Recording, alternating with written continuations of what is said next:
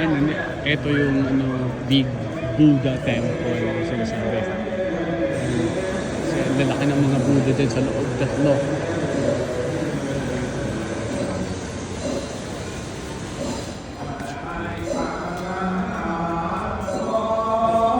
Itong Buddha Temple na to katabi ng Metro Mall. Sa likod niya, ito yung mga usual na bahay ng mga taga rito lokal. Ito yung gitna ng temple. Yan. Ang laki. Tapos, pag pa-exit ka, dadaan ka dyan sa harapan ng temple. At ang paglabas mo naman ng temple ay malaking mall din.